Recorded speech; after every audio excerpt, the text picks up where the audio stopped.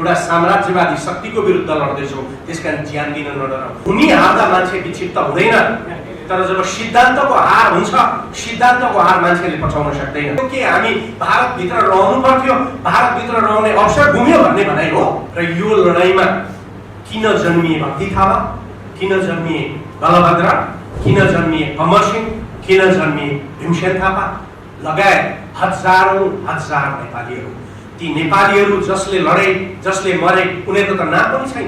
तपाईँ अहिले 12 क्लासमा पढ्ने गरेर विद्यार्थीलाई सोध्नुहोस् अमरसिंह थापाको शाहरुख खानको बाबु जान्दछ, तर अमरसिंह थापा जान्दैन। मैले अहिलेसम्म संसारमा नेताले देश बनाएको देखेको छैन। मैले संसारको इतिहासमा जनताले मात्रै देश बनाएको छ।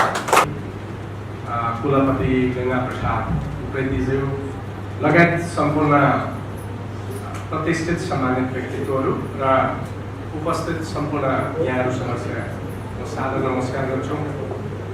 छोटो समय, धेरै लामो कुरो बोल्न समय छैन अनि फेरि म इतिहासको मान्छे पनि, इतिहासको अध्ययन गर्ने र इतिहासको विश्लेषण गर्ने मान्छे पनि। तर इतिहास कसैको पनि हुँदैन, इतिहास कसैको विशेषज्ञता हुँदैन। इतिहास सबैको हुन्छ, हरेकले हरेक दृष्टिकोणबाट इतिहासको विश्लेषण गर्नुपर्छ। आज यो विगतको भविष्य, आज हामी यहाँ छौँ किनभने हाम्रो विगत थियो र आज भविष्यको यो विगत हुन्छ। त्यसैले इतिहासले निर्ममतापूर्वक प्रहार गर्छ मानिसलाई। त्यसकारण म के भन्ने गर्छु भने कसैले के गर्यो, के गरेर भन्न आवश्यकै छ। जसले गरेको छ त्यसलाई सकारात्मक अभिलेखद्वारा विभूषित गर्छ। जसले देशको विरुद्धमा गद्दारी गरेका छ त्यसलाई इतिहासले यति निर्ममतापूर्वक प्रहार गर्छ। त्यसैले मैले एउटा कुरा भन्ने गर्छु जहिले पनि, कमसेकम नातिसँग डराउने कुरा। तिम्रा नातिले जुन दिन अरूका हजुरबाबुको इतिहास लेख्यो, मेरा हजुरबाबुको इतिहास किन लेखिएन भनेर जुन दिन प्रश्न गर्छ, त्यस दिन त्यसको इतिहास समाप्त हुन्छ। त्यसकारण मैले भन्ने गरेको छु, जहाँ जहाँ जान्छौ, जे गर, जे खान्छौ, जति भ्रष्टाचार गर्छौ गर, तिम्रो नातिले तिम्रो इतिहास गर्नेछ र त्यही नातिले इतिहास पनि बनाउँछ। त्यसकारण धेरै डराउनु पनि पर्दैन, किनभने बेइमानहरूको इतिहास मैले यो भन्ने विश्वको सबै इतिहासको विश्लेषण हेर्दाखेरि इतिहासको मैले भने म इतिहासका घटनाहरूको बारेमा तिथिमिति सहित धेरै कुरो भन्न सक्छु। तर मेरो शास्त्र, अन्तर्राष्ट्रिय कानुन, त्योसँग आबद्ध हुने अन्तर्राष्ट्रिय सम्बन्ध, त्यसले पनि इतिहासलाई विश्लेषण गर्छ। त्यो इतिहासलाई विश्लेषण गर्दाखेरि म अत्यन्तै धेरै प्रभावित भएको एउटा विद्वान जसले वार एन्ड पिसको इपिलगमा लियो टोल्स्टायले केही कुरो लेखेका छन् इतिहासको बारेमा। उनले के भन्छन् भने व्यक्तिले इतिहास बनाउँदैन, व्यक्ति इतिहासले बनाउँछ। तपाईँ हामीलाई थाहा नै हुँदैन कहाँ के घटना घटिराखेको हुन्छ, तर त्यो घटनाको परिणाम चाहिँ संसारको अर्कै कुनामा, अर्कै युगमा हुन्छ। अनि उनी व्याख्या गर्छन् 85 वर्षको कुटुजो रसियाको सेनाको प्रधान सेनापति, उसको एउटा आँखा पनि थिएन र ऊ देख्दा पनि देख्दैन।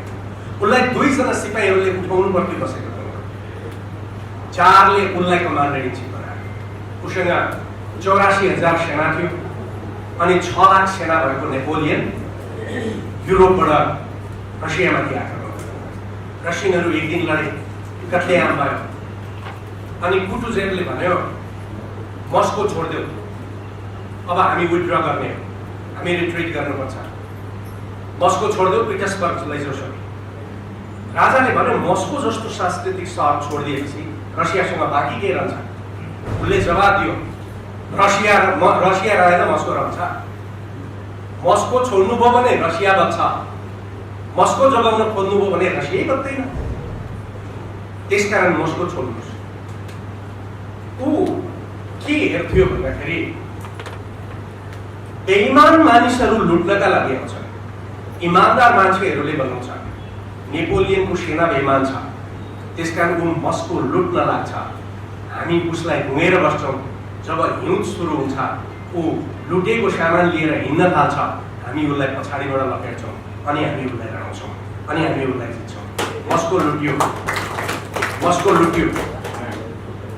अनि रसियनहरूले खेदे हिउँ पर्यो हिँड्न सक्ने ठाउँ थिएन 6 लाख सेना 72,000 मात्रै पेरिस पुग्यो बाँकी सबै बाटोमा मर्यो त्यसैले भनिन्छ यदि नेपोलियनले 1812 मा मस्कोमा आक्रमण रसियामा आक्रमण नगरेको भए नेपोलियनले 1814 को वाटरलूको युद्ध हार्ने थिएन यदि नेपोलियनले रसियामा मिस्टेक नगरेको भए नेपालले कुमाउँ र गढवाल गुमाउने थिएन किनभने जब वाटरलूमा नेपोलियनले फ्रान्सले हार्यो तब तत्काल नेपालमाथि ब्रिटिसहरूले आक्रमण गर्यो एउटा घटनाले कहाँ हामी प्रथाले दिन्छौँ यसरी इतिहासको विश्लेषण गरेन यसरी हामीले इतिहासलाई हेरेनौँ उपनिवेशवादले नेपालमाथि के गर्यो हामीले विश्लेषण गरेनौँ हामीले राणाहरूले के गरे राणाहरूले के षड्यन्त्र गरे भन्ने मात्रै लेख्यौँ राजाहरूले के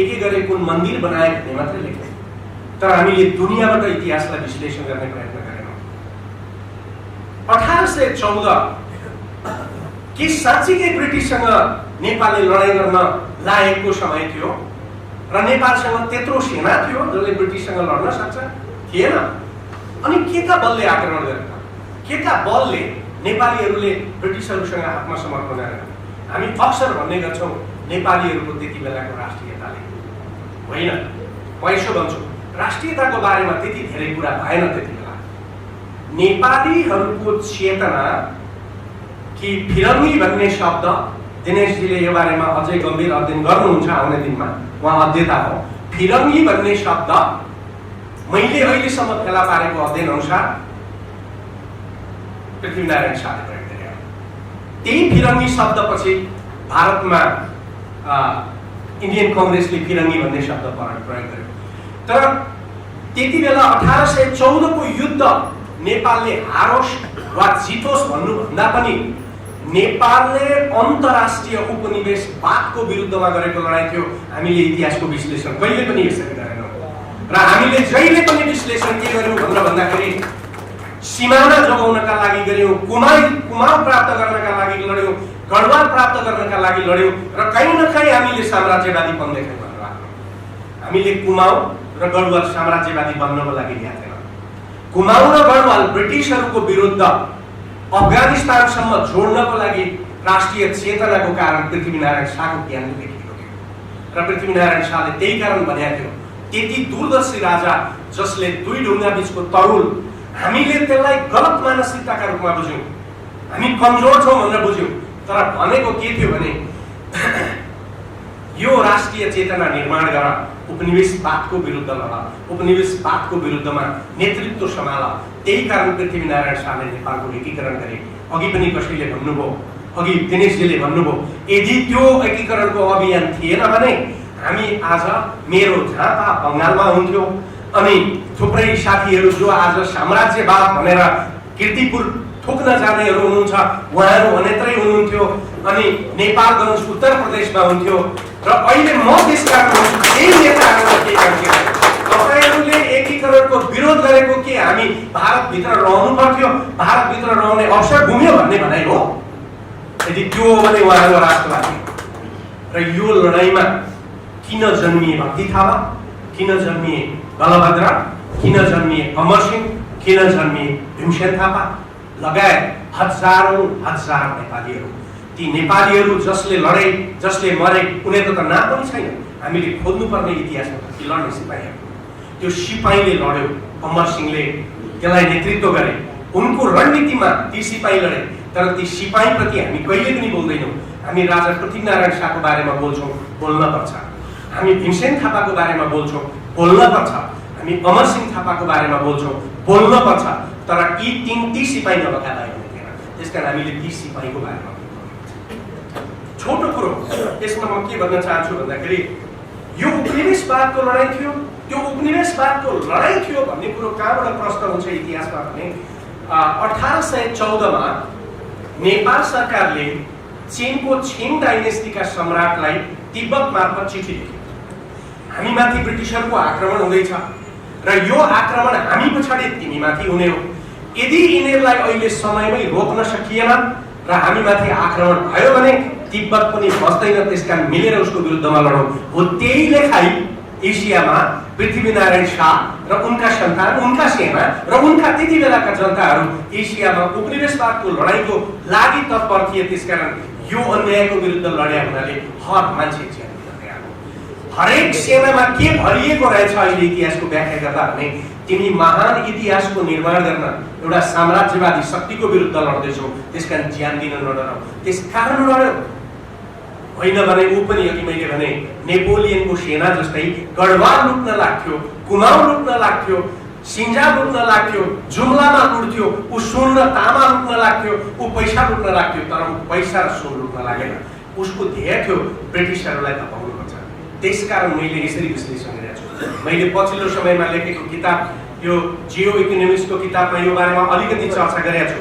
सिखहरू ब्रिटिसहरूसँग जोरदार रूपमा लडे, मराठाहरू ब्रिटिसहरूको विरुद्धमा जोरदार रूपले लडे, तर उनीहरूको उद्देश्य आफ्नो रजौटा जोगाउनु थियो।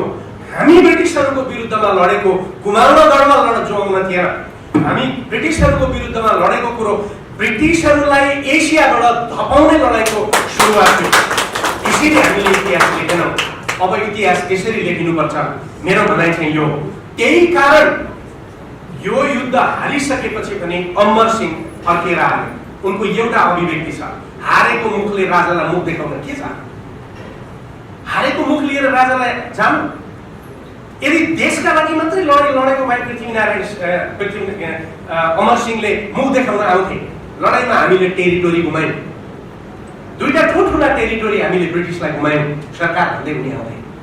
तर उनी किन राजा समक्ष आएनन् भन्दाखेरि अभियानको लडाइँमा जब मान्छे हार्छ ऊ मनोवैज्ञानिक रूपमा विक्षिप्त हुन्छ। भूमि हार्दा मान्छे विक्षिप्त हुँदैन, तर जब सिद्धान्तको हार हुन्छ, सिद्धान्तको हार मान्छेले पचाउन सक्दैन। यो आइडियोलोजीको हार थियो, ब्रिटिसहरूलाई धपाउने चाहनाको हार थियो, ब्रिटिसहरूलाई एसियाबाट लखेड्ने एउटा चेतनाको हार थियो। त्यसकारण उनले अझै पनि सम्भव छ कि, त्यसकारण उनी फेरि पनि यो लडाइँको लागि अगाडि बढे। त्यसकारण अमर सिंह देशका विरोधी हो। अमर सिंह प्रति सम्मान गर्नु तपाईँ हाम्रो कर्तव्य हो। तपाईँ हामी यहाँ बोल्छौँ, एकपछि अर्को इतिहासबाट स्कुलमा अमर सिंह थापालाई हटाइसक्यो, भक्ति थापालाई हटाइसक्यो, पृथ्वीनारायण शाहलाई हटाइसक्यो, अरू सबै मान्छेहरूलाई हटाइसक्यो। इतिहासमा पढाइ हुँदैन। तपाईँ अहिले 12 क्लासमा पढ्ने गरेर विद्यार्थीलाई सोध्नुहोस् अमर सिंह थापाको शाहरुख खानको बाबु जान्दछ, तर अमर सिंह थापा जान्दैन। त्यसैले यो पोलिटिकल पार्टीले मात्रै बिगारेको देश हो। बाबु आमा आफ्नो देशको इतिहास जान्नका लागि छोराछोरीलाई पढाउन तयार छैनन्, बताउन तयार छैनन्, घरभित्रको संस्कृति तयार छ। हिजो मेरो कलेजमा एकजना आमा र एकजना छोरी भर्ना हुन आए। आमाले पनि घुँडो फाटेको पेन्ट लगाएको रहेछ, छोरीले पनि घुँडो फाटेको पेन्ट लगाएको रहेछ। मैले भने मेरो कलेजभित्र यो अश्लीलता हुँदैन, बाहिर जानुहोस्। भर्ना गर्न आएको, पछि भर्ना गर्नुलाई अहिले बाहिर जानुहोस्। मैले निकाल्ने संस्कृतिको यो आदत छ, इतिहासको त्यही। आज इतिहास तपाईँ हाम्रा घरमा छोराछोरीले मैले कुकुरले टोकेको पेन्ट गर्ने गरेको छु, सबैतिर पाल परेको पेन्ट लगाए जस्तै देशको इतिहास त्यस्तै पेन्ट बनाइएको छ। अब तपाईँ हामी जहिले पनि भन्छौँ, टेलिभिजनमा बोल्छौँ, सुरेन्द्रजी बोल्नुहुन्छ अर्को, यो कुरो कसलाई थाहा छैन भन्नुहोस् त? कसलाई थाहा छैन यो कुरो कि देशको इतिहास यो भएको छ? अब कसलाई भनेर सम्झिन्छ यो कुरो? त्यसैले जब देशमा नागरिकहरूको आत्मामा देशभक्ति मर्छ, त्यो देश 1905 देखि 1949 सम्मको चीन जस्तै हुन्छ, जहाँ मान्छे अफिम खान्थ्यो, जहाँ मान्छे समाजको विरुद्ध विद्रोह गर्थ्यो, मान्छे नकारात्मक कुरा गर्थ्यो, उसलाई राष्ट्रिय विभूतिको थाहा थिएन।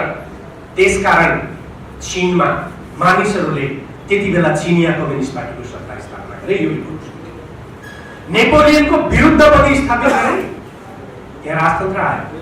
त्यसैले मैले त यो भनेको छु, यदि राजनीतिक पार्टीहरूले देशको अहिलेको यो सिनिसिजम, अहिलेको यो निराशा, अहिलेको यो बर्बादी, अहिलेको यो संस्कृतिमाथिको आक्रमण, अहिलेको यो इतिहासमाथिको आक्रमण, अहिलेको जातीय विभाजन, अहिलेको क्षेत्रीय विभाजन के कारणले जन्मियो भन्ने कुरो अध्ययन गरेनन्, यो देशमा निरङ्कुशता फेरि जन्मिन्छ। त्यही कारण मैले किताब पढेँ। हामी वेलडनको इतिहास पढ्छौँ। अहिले लेटेस्ट दिनेशजीले यो कुरो पढ्नु भएको हुनसक्छ। लियो रोजको सबैभन्दा पछिल्लो अङ्क अहिले फेरि मण्डलाबाट छापियो। मण्डलाबाट छापिएको वेल्टनको किताबको प्रिफेस यो रोजको किताबमा वेल्टनले लेख्यो र उसले फेरि घोषणा गर्यो नेपाल त चाइना र इन्डियाले बाँड्छ भन्छ। रोजले त्यति बेलै भने कसरी थाहा भयो उसलाई यो को खेलिराखेको छ। अनि म पढ्दै गएँ, हेरेँ नेपालका भोटेहरूको बारेमा, नेपालका गुरुङहरूको बारेमा, नेपालका खसहरूको बारेमा, नेपालका महिलाहरूको बारेमा, नेपालका थारूहरूको बारेमा, विदेशीले लिम्बू राई बारेमा सबैको बारेमा कमेन्ट लेखेको छ। लिम्बूलाई लेखेछ लिम्बूका छोरीभन्दा अपवित्र र जोसँग पाए त्यहीसँग जाने अर्को हुँदैन लेखेछ। नेवारलाई लेखेछ यो जम्मा जिन्दगीमा जन्मिएपछि एकचोटि गाउँछ भनेर लेखेछ। बाहुनलाई लेखेछ यो भनेको अत्यन्तै पापी जाति हो। सम्पूर्ण नेपालीलाई लेखेछ संसारमा अर्को दोस्रो नराम्रो कुरो भूत पछाडिको नेपाली महिलाहरू हुन् भनेर लेखेछ। हामी कसका काँधमा चढेर आज इतिहासलाई बर्बाद गरिरहेछौँ। त्यसकारण म त यही भन्छु, छोटो समय छ, यसको विश्लेषणमा धेरै जान चाहन्न। एउटा मात्रै सूत्र मैले यहाँलाई प्रयोग गरेँ। अब हामीले अमरसिंहको इतिहास, पृथ्वीनारायण शाहको इतिहास, भक्ति थापाको इतिहास, बलभद्रको इतिहास, भीमसेन थापाको इतिहास र अहिलेसम्म अनेकौं पुस्ताका मान्छेहरू जसले यो श्रृङ्खलालाई अगाडि ल्याएछ। उहाँहरूले राष्ट्रका लागि लडे, उमाङ जोगाउनका लागि लडे, सिक्किम ल्याउनका लागि जोडे, गर्व ल्याउनका लागि जोडे होइन। त्यो त हाम्रो अधिकार थियो, हाम्रो भूमि थियो, स्वाभाविक रूपमा ल्याइयो। तर हाम्रो लडाइँ उपनिवेशवादका विरुद्धमा थियो, हाम्रो लडाइँ साम्राज्यवादका विरुद्धमा थियो, हाम्रो लडाइँ संसारमा सबैभन्दा पहिलो साम्राज्यवादको लडाइँ हो, हाम्रो लडाइँ संसारमा सबैभन्दा पहिला उपनिवेशवादको लडाइँ हो। त्यसकारण त्यो चेतना बोक्ने हामी नेपाली हौँ। हामी नेपाली लडाइँ गरेर बहादुर भएका होइनौँ, हामी नेपाली त्यो चेतनाले लडायौँ। त्यसकारण अमरसिंहसँग खुकुरी थियो, ब्रिटिससँग तोप थियो। अमरसिंहलाई बहादुर भन्नुको अर्थ अमरसिंह सचेत थिए भन्ने हो, होइन भने मान्छेको त्यसकारण हामी सचेत नागरिकका, सचेत यी पुर्खाहरूका मान्छे हौँ। त्यसकारण यो देशलाई तपाईँ हामीले निराशा व्यक्त गरेर, निराशा मात्रै उकालेर, बिग्रियो मात्रै भनेर हामीले छोड्यौँ भने देश मात्दैन। त्यसकारण अहिलेको युग हामीले चेतना निर्माण गर्ने कुरा हो। त्यो चेतना निर्माण गर्ने कुरा भएको हुनाले म यहाँहरूसँग प्रस्ताव राख्छु। हामीले धेरै छलफल गरिरहेछौँ। कुनै एउटा यस्तो ठाउँ छानौँ र त्यसमा हामी हरेक मानिसले 5000 रुपियाँ हालौँ र यो इतिहासको म्युजियम बनाऊ। म तपाईँहरूसँग सार्वजनिक प्रस्ताव राख्छु। अमरसिंह प्रतिष्ठानले सुरुवात गरोस्। तपाईँहरूसँग म काम गर्न तयार छु। सरकारलाई नगुहारिकन करोडौं करोड रुपियाँ जनताबाट उठाउन सकिन्छ र एउटा यस्तो म्युजियम बनाऊ जहाँ हाम्रा युद्धका डकुमेन्ट्री पनि हुन्, हाम्रा युद्धका कृतिहरू पनि हुन्, हाम्रा युद्धका मान्छेहरूको बारेमा अनि मात्रै सरकारले सायद गर्न सक्ला। मैले अहिलेसम्म संसारमा नेताले देश बनाएको देखेको छैन। मैले संसारको इतिहासमा जनताले मात्रै देश बनाएको छ।